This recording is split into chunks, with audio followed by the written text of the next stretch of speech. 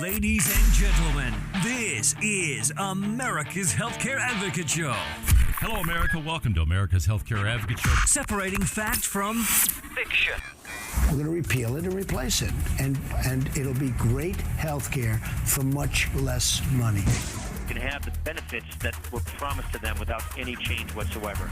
But if we keep kicking the can down the road, keep digging the hole deeper, burying that deficit more, that's much harder to keep that kind of a commitment. Broadcasting coast to coast across the USA. Susan's calling from Kansas City, Missouri. Marcia from Pittsburgh. My very special guest today, Grace Marie Turner, president of the Galen Institute. Welcome back, Grace Marie. Well, Carrie, it's a pleasure to be with you, and I do have to say, you are the most knowledgeable about health policy, just superlative. And now, ladies and gentlemen, America's Healthcare Advocate, Carrie Hall. Hello, America. Welcome to America's Healthcare Advocate Show, broadcasting coast to coast across the USA. Our producer today, Mr. Scott Larson. I'm your host, Carrie Hall. We're broadcasting across the country on all 144 affiliates, thanks to all of you in our listening audience. So whether you're in South Carolina or San Diego, California, or Wichita, Kansas, we welcome you to the show today. I'm going to cut the monologue really short today because this is a very special show. Joining us back on the airways, and she's been gone from these airways from a while, but we're very happy to have her back, is Grace Marie Turner, president of the Galen Institute. Welcome back, Grace Marie. It's such a pleasure to be with you, Carrie. Thank you so much. Well, it is great to have you here. For those of you that aren't familiar with Grace Marie, let me tell you a little bit about her. She's been published in the Wall Street Journal, the New York Times, USA Today. She's appeared on ABC's 2020 and frequently a guest on Fox News because she is truly an expert in the healthcare field and was very adamant about Obamacare. We did a number of shows on Obamacare. A lot of the things that she predicted did, in fact, come true. It crashed and burned, just like Grace Marie said it was going to do. So I asked her to come to us today. She's joining us from Washington, D.C.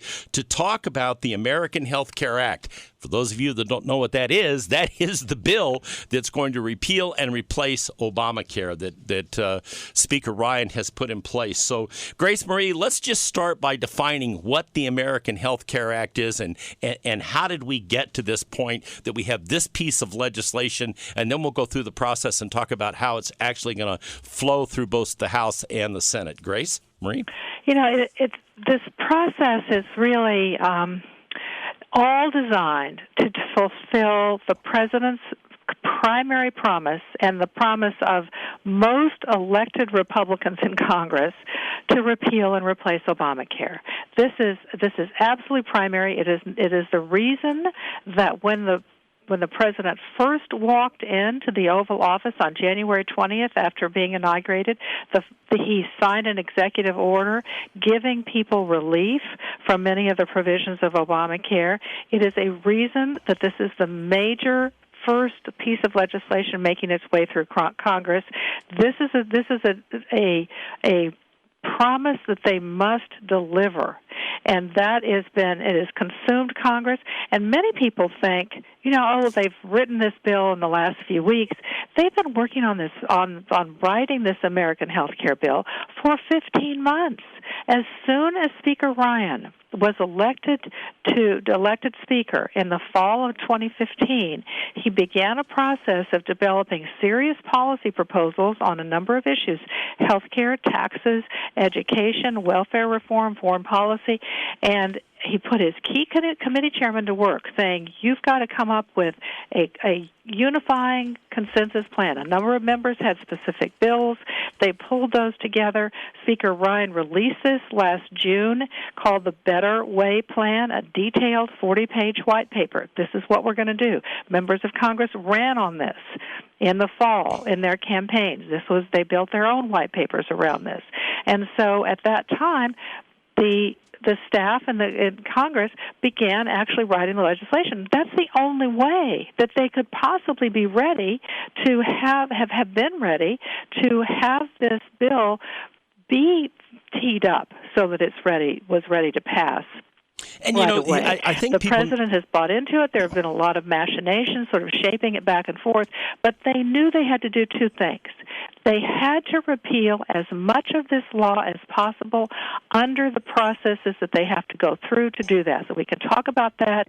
It limits them to specific budget and tax provisions, which means they cannot repeal it root and branch without 60 votes in the Senate. As we know, there are only 52 Republican votes in the Senate, so therefore they have to do it in a special process that requires only a majority in the Senate.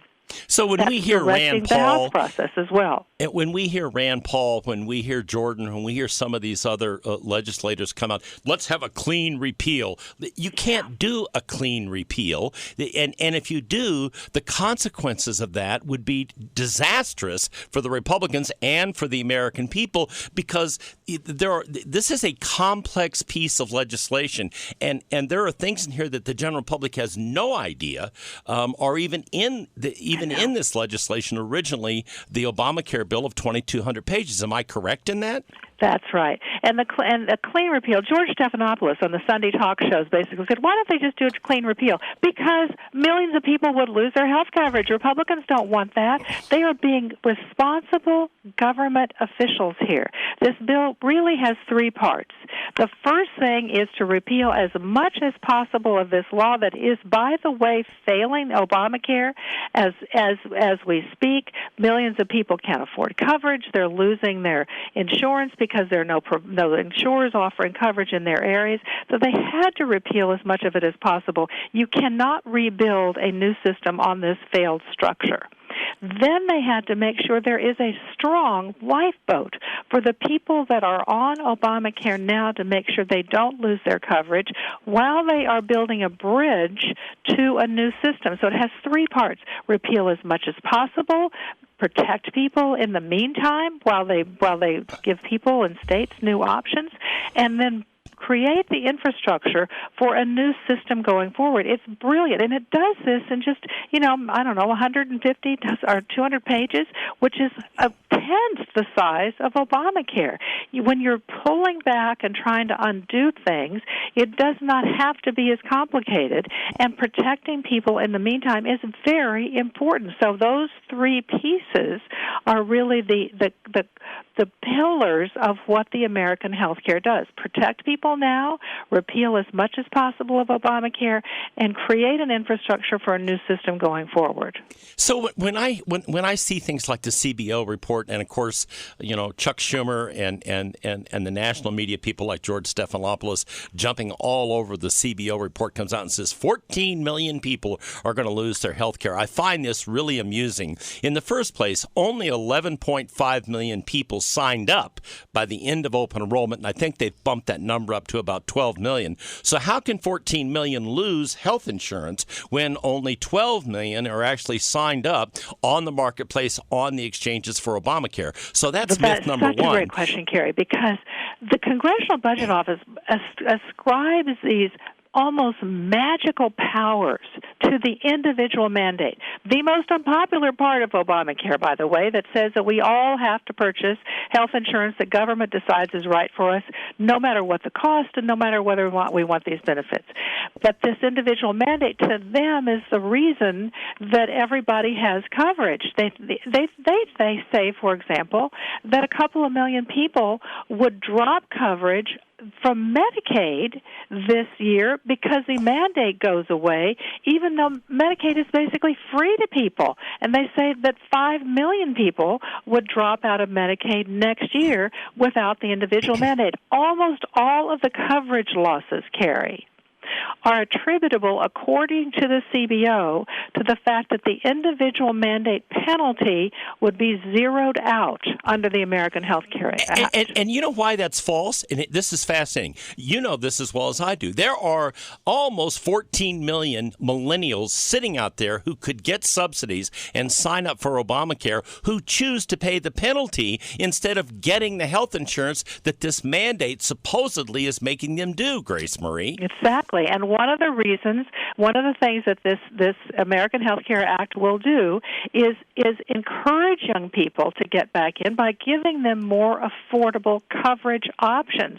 Right now they have to pay so much more, at least 75% more, in some cases more than they would otherwise, in order to be able to subsidize to subsidize basically their parents in purchasing coverage. That is completely upside down. Yep. And that has driven young people out. It's made the pools older and sicker, and it has driven up the cost for everyone, including older people, while younger people are either choosing to pay the fine or get an exemption from it. Obamacare is it's a disaster. It's failing. It is. We've got to rescue people from it. Yep, we do. And that's exactly what this American Health Care Act would do. When we come back from the break, we're going to talk about why are they using the reconciliation process. We're going to explain that to you. Grace Marie's going to break that down in plain English so you can understand what's going on here, and we'll continue on with this fascinating discussion. You're listening to America's Healthcare Advocate, broadcasting on the HIA Radio Network, coast to coast across the USA. Stay tuned. I'll be right back with more, and my guest, Grace Marie Turner.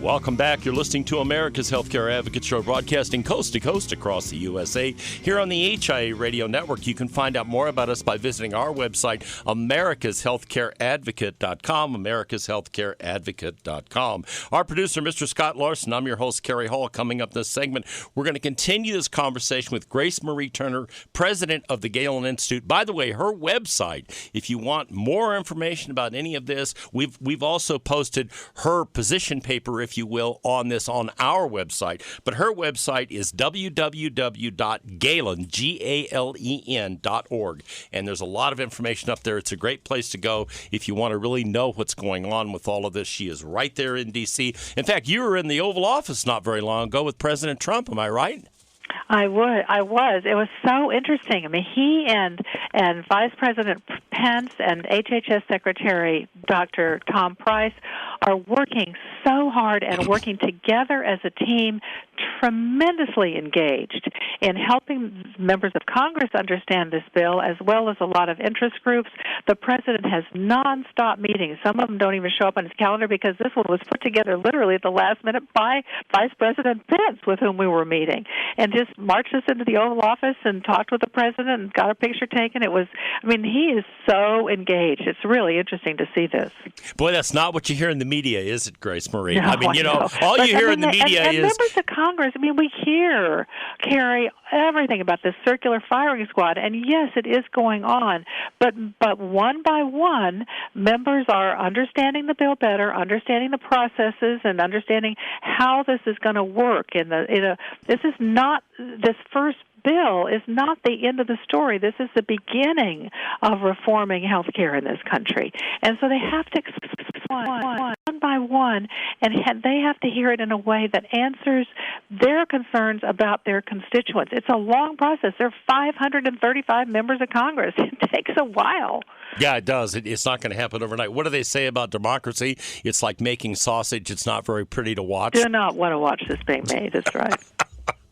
All right, so I want to go back over this CBO thing one more time, because I think people hear this and oh my God, they're going to kick 14 million people. That's the first thing that's out of the media's mouth. It's the first thing that we hear, coming out of people that oppose this thing. There are not going to be 14 million people lose their health insurance. So let's clarify that, and the fact that Medicaid is being restructured in such a way that the states have far more control over where that money goes and what's being done with them. Am I right about that or not? Absolutely right, and that is really what is going to be transformative in the marketplace, Carrie. So this is the Congressional Budget Office, which lives clearly in a different world than the rest of us do. They believe that 4 million people so detest having health insurance, they're going to drop out of the system immediately after Congress repeals the individual mandate tax. That means that 2 million would drop their employer coverage. They would say that people drop their Medicaid simply because there's no more mandate. That's crazy. That's this year. And then next year, they said we'd lose 14 million people. That's 5 million people who would abandon Medicaid just because they're not required to have it. Even though it costs them nothing, they'll drop out of Medicaid. 2 million will drop their employer coverage. Why would they do that? Simply because there's no mandate? I don't know. And 6 million people who will leave the exchanges. That's where they get their 14 million people. It's not that the subsidies wouldn't be there. The subsidies are going to continue. The Medicaid expansion is going to continue. They just assume that people will drop it voluntarily. 14 million people will voluntarily drop health insurance because there's no individual mandate. This is crazy, but that's where these numbers come from, and that's where this 24 million member number by 20 in the next 10 years, that's where that comes from. Not that the subsidies aren't there to help people, because they are here in this bill. But just people say, there's no mandate, I'm dropping health insurance. Well, you and I know, Carrie, people want health insurance, but they want health insurance they can afford. Yeah, and that's it. And you know what's interesting is I remember these predictions back when Obamacare was passed. And here was one of the ones that I found really amusing. Employers were going to dump their health insurance and tell people to go buy it on the exchange. You know, it's really funny. I did a series of seminars across the country, from New Orleans all the way to Nashville, Tennessee, with CEOs and chief financial officers, decision makers that came together to learn about Obamacare and all the rest of it. At the end of each of those seminars, Grace Marie, we would pass out a sheet to ask them, tell us what you thought of the seminar, et cetera, et cetera. And one of the questions that we ask, how many of you will want to dump your employer-sponsored health care? Do you know what the number was, the percentage of employers that said they would dump their health insurance? I bet it's very small. It was zero. Not Zero, one. yeah. It was shocking. Not one employer said they would dump it because, and these are the reasons they gave. We have a moral responsibility to our employees. B, we want to keep and retain the people that we have and get good people to come to work for us. Okay. And C, it's something that is expected as part of their employment with the company. So it was very interesting to me that all of these think tanks around the country were predicting, oh my God, employers are going to dump them under the exchange. That did not happen. Just like what you're talking about here is not going to happen as a result of this legislation being passed. People unnecessarily. And that's one of the things that drives me particularly crazy, is thinking that, well, that must mean if that many people are going to lose coverage, the Republicans are yanking out the subsidies there in Obamacare that are propping up people's insurance. Not true. The Medicaid expansion stays in place. And that, by the way, is where 85% of the new coverage is in Medicaid expansion. That stays in place. In addition, the current subsidies for health insurance stay in place. And in fact, the Congress is going to have to make sure the money is there to keep the insurers in the market. If you don't do that, millions of people would lose their coverage because they would not have, the insurers would simply not be there to provide them with that insurance. So in some bizarre way, here Republicans are repealing as much as they can of Obamacare, but they're also protecting it so people don't lose their coverage. The CBO says maybe 20 million people are going to lose their coverage if the subsidies went away, though none of the subsidies are going to go away until a new system of subsidies is in place. So people should not be afraid they're going to lose their coverage if they have Obamacare now. It will continue only if this bill passes. Yeah, and that's the key. This has to pass. There has to be a process here. But the key, the thing that I want the audience to really understand that you just said, nobody is jerking the rug out from underneath the 12 million people that currently have subsidized health insurance over on Obamacare at this time. There is a process in place. That process takes place over a series of several years, and there is a movement to a different program that's going to put this in place and keep people from losing their health insurance. That, ladies and gentlemen, is what you need to take away from this segment of the broadcast. When we come back from the break, this time we really will get into reconciliation and talk about how they're going to do this. We're going to talk about all three parts and how that's going to work. So stay tuned. We'll be right back after the break with my guest, Grace Marie Turner from the Galen Institute. You can learn more about her at her website, www.galen.org. Stay tuned. We'll be right back after the break with more.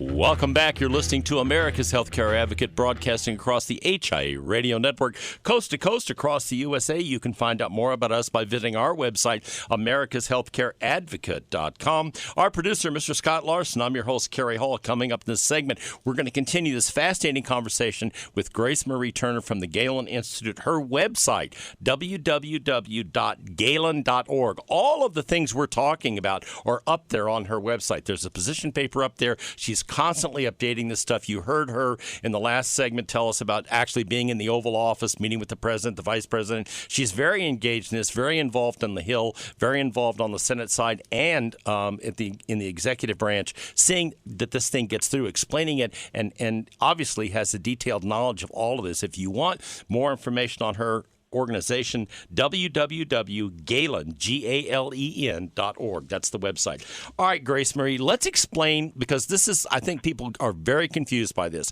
why the reconciliation process is being used and what is the budget reconciliation process. I know. It's sort of unfortunate to have to get into all these deep details of congressional parliamentary procedure, but really it's the only way to get this bill through Congress. The House only has to have a simple majority vote in order to get a bill through, but the Senate has the filibuster rule. So if you don't have 60 senators, then 40 senators can filibuster and stop anything from moving forward. So because Republicans only have 52 Republican senators, they have to use a special process that is designed only to deal with budget issues, so taxing and spending issues. Everything has to be relevant to that. So they're trying to thread this needle as carefully as they can to push as much of the repeal through that process as possible and as much of the replace as possible, because it does move now to the Senate, so that the Senate has to walk through this very, very narrow path to get the bill through. And it may very well be changed in the Senate, but it's the only way to pass it with 51, it's actually 50, because the vice president can vote to break a tie. So if they could lose only 2 Republican senators and still get this through the Senate. Senator McConnell has said he is going to get this done and through the Senate before the Easter recess, which starts, I think it's April the 8th.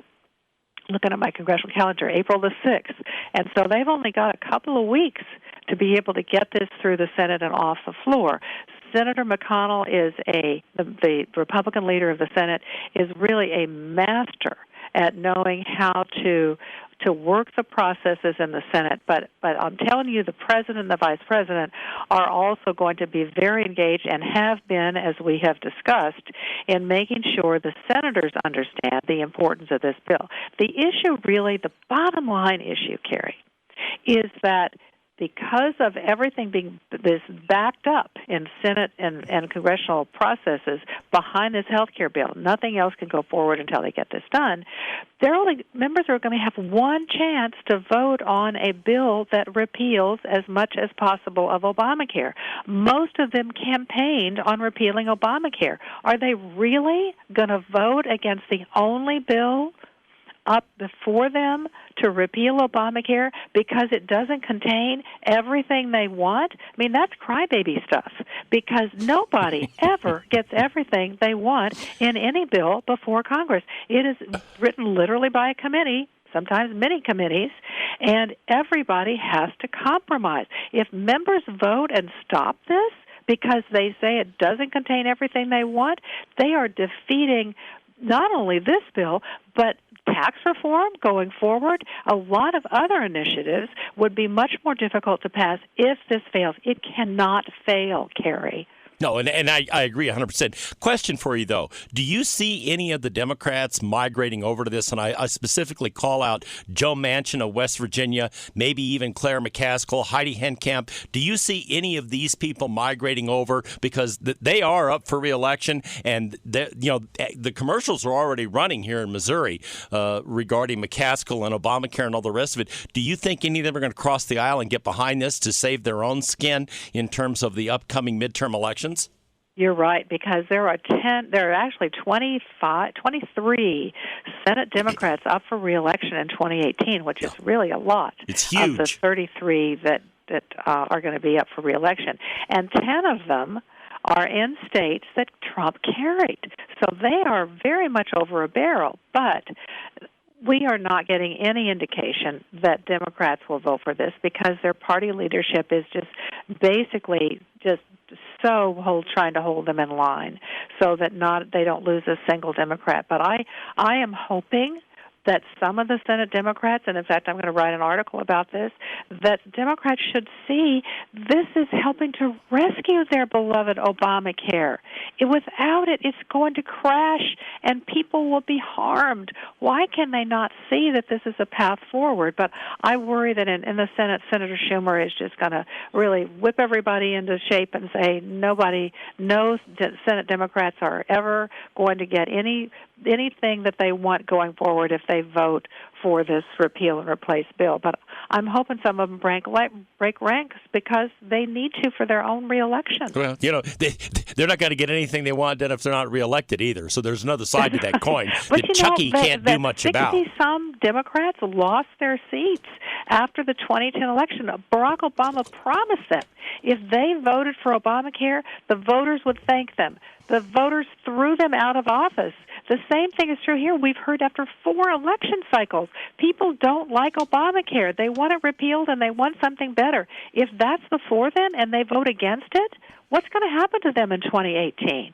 Yeah, and I think, it gets back to survival, and I just wonder, Chucky can do whatever he can do, to try to hold these people in line, but, it's hard to threaten somebody when for instance, in the state of Missouri, McCaskill's got a real problem and an uphill climb for this next election, depending on who the Republicans pick to run against her, so that's going to be fascinating. Joe Manchin is, in all but name, moved over to the Republican side of the aisle. I think that's pretty obvious. I think he was ready to do it, and they pulled him back. But there's also, it's not just the health care, it's a fiscal issue. This bill cuts federal spending by $1.2 trillion. I have to say trillion. And it cuts taxes by $900 billion. It reduces the deficit by more than $350 billion. Those are huge numbers. It's not just a health care bill. This is an economic stimulus bill. And that's really interesting because nobody is talking about that, Grace Marie. No. We need to go back through that because you're not hearing that in the media anywhere. $1.2 trillion tax cut for the American people, $337 billion over the next 10 years. Put that in some perspective in terms of what does that do back to the economy and moving forward. Absolutely. I mean, talk about a job stimulus. Grover Norquist had a piece over the weekend saying that this could be the biggest economic stimulus bill until tax reform, and they're going to do tax reform, major tax reform. This is the primary agenda of Speaker Ryan, something that hasn't happened in 30 years. It's way overdue. The United States has the highest corporate tax rate in the world. We've got to fix that for our companies and our country to be internationally competitive. So this bill is important head start on that, and maybe we can talk also about how other things that are going to follow so that we can not only do tax reform but other health reform moving forward. And that's interesting. I did not know that Grover Nordquist had come out in support of this, because that's huge. That's got to mean a lot to people like the Freedom Caucus people and some of the other people like Rand Paul who've been so vocally against this, doesn't it? You would think. Yeah. Yeah, I mean, I can't always explain politicians. No, and none of us can. So that that is absolutely the case. So talk a little bit, if you can, just briefly about some of the things that are on your website before we go to this next break, and then we'll come back and we'll talk about some of the other parts of this bill. But I know on your website you've got some other information up there, Grace Marie. Well, two things. We just posted a piece today by my colleague Doug Badgers, our senior fellow, really looking at the coverage numbers and taking them apart and explaining why the estimates are wrong, that 20 million people have coverage under this law. Very, very highly inflated, just as the CBO numbers are wrong. So people have to use really common sense and think about the kinds of market reforms that would be possible, including moving decisions over what health insurance policies will be available back to the states. But the numbers just don't mesh. We also have on the Galen website a link to our Obamacare Watch website. We're just about out of time in this segment, where we update many times a day with the latest news stories. If you want to follow what's going on here, we put it there, and we also do a newsletter to keep you up to date. So all right, we're going to be right back. Following this, okay, we're going to be right back after the break. We're out of time.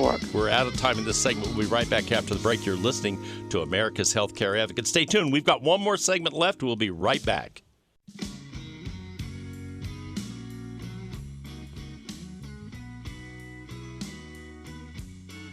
Welcome back. You're listening to America's Healthcare Advocate, broadcasting coast to coast across the fruited plain here on the HIE Radio Network. My producer, Mr. Scott Larson. I'm your host, Kerry Hall. In this segment, we're going to close out with Grace Marie Turner, president of the Galen Institute. She's been a great guest today. And if you have any questions or information you would like to know about what's going on with Repeal and Replace, her website is www.galen.org. That's Galen, galen.org. There is more information there. A ton of information up there. Grace Marie, let's talk about how is this going to help the ordinary working American with health insurance. Talk about that. That's a really good point. So working Americans are seeing their premiums increase, their deductibles skyrocket, primarily because so many different provisions and procedures and treatments are required to be covered. Employers need to be able to make those decisions themselves about what kind of coverage their employees want. There will be a path forward toward giving them more flexibility. But the important thing that I think this bill does is begin to give people who are shut out of the employer system, they don't have jobs that provide health insurance, they don't make too much to qualify for Medicaid or the Children's Health Insurance Program, to give them an equal tax break. So if you are a young person, you're going to get a couple of $1,000s a year in a refundable, advanceable tax credit. That's real money that can go towards your health insurance, lowering your health insurance premiums. If you are a family with, maybe parents with teenage kids, the older parents in their 50s, you can get up to $14,000 a year. Some of those numbers may change when it goes to the Senate, but about $14,000 a year to help you in offsetting the cost of your health insurance. And when we move power back to the states to approve policies that are more affordable, that have the benefits that people actually want, that can go a long way toward providing them care and coverage. Right now, most of those subsidies go to the very, very lowest end of the income scale. People that don't have those subsidies find that their premiums are much higher and they have no help. So this is going to be an age-rated credit. Up to 30, it's a couple of $1,000s, 30, 40, 50. The different decades of your age will be the determining factor in the credit that you're available for. And again, that's if you don't have job-based health insurance and you don't have eligibility for Medicaid. So those tax credits are going to help people purchase and keep health insurance. And as the states begin to give them more choices and more flexibility, I think we'll start to see young people coming back into the market. Yes, the penalty goes away, but with money to help them offset the coverage and more affordable policies, I think we'll start to get them back in. Markets will be more stable, and people will be able to have health insurance that they can rely on, continuity of coverage, and work with their state legislatures in making sure that they're offered policies and that the state legislatures are approving policies that people want. I have had so many people call me, Carrie, and I'm sure you hear about it too, with great ideas for the new kinds of policies that could be offered if they could get out of this Obamacare straitjacket with all these cookie-cutter mandated plans that are so expensive. It's basically like telling everybody you've either got to buy a Ferrari or not drive. That doesn't work for people. And give them more choices. You characterize that really well. It is a straitjacket. You've got people paying for maternity care that are 60 years old. Yes. You've got all of these things that get dumped into this thing that people do not have a choice. The other thing that's interesting is there's an emphasis in this legislation, and part of this is to get people involved in becoming consumers of health care using the HSAs, Grace Marie. Oh, yeah. We haven't talked about the HSAs. That's really important. There's a big boost for health savings accounts, and people say, oh, well, poor people can't afford health savings accounts. Why are you even talking to me about this? Because if you can find a policy that is less than the tax credits you're eligible for, and I believe that they're going to the market's going to provide those, then you can put the extra amount of money into a health savings account that's your money. It rolls over from year to year. You can add to it, and people can use this as a way to begin to save for their own future health care needs. This is a huge transformative idea. Employers will start to see, I think, health savings accounts as a way of helping people with these huge deductibles that they've been facing, giving people more options, more choices. That's the bottom line here, Gary. Give people more choices and give the market an opportunity to truly compete in offering the kind of policies and the kind of products that people want to buy. Make them affordable so people can want to buy the health insurance and help those people who need assistance in purchasing coverage. One last thing before, because we're running out of time, but I want you to clarify this. The Republicans are not going to get rid of pre-existing. That's going to stay in place, and kids on the 26. Am I right about that? Absolutely right. Yes, and they know those are popular. Yes, they cost money, but they're not getting rid of those in this bill. They stay. Unfortunately, some of the regulatory provisions do as well because the process doesn't allow their repeal, but we believe that Dr. Price at Health and Human Services is going to be able to make a lot of changes to regulatory policy that also will free up the market, and they will then follow on with other targeted bills like allowing cross-state purchase of health insurance, which can't get through this reconciliation process, targeted separate bills where they may be able to get some Democratic votes. Yeah, those things will all make a difference, and those are all part of what needs to happen here. And it's a fascinating process. And as I said, democracy is, a lot of people, the old adage, it isn't pretty. It's like making sausage. But when this is all done and it's over and it's actually in place, I think you're going to see exactly what you said, Grace Marie. You're going to see the markets return. You're going to see carriers back in place. We're down to one plan in Kansas City. One plan. There are places in the country where there aren't even any plans available now. So those kinds of things have to stop because, as you said, this straitjacket has to be taken off. So thank you very much for doing this today. I know you're extremely busy. I am going to ask you on the air to come back. Okay. I will. Once this passes, come back and we'll talk about this and next steps, because this is just the beginning of an important process in returning power and control over healthcare, not only to states and individuals, but to doctors and patients. Yep, that's what's really most important. And that's what has to happen here. So thank you again for doing this. She is Grace Marie Turner. Her website is www.galen.org. That's GALEN.org. And she's truly an expert, as you can tell.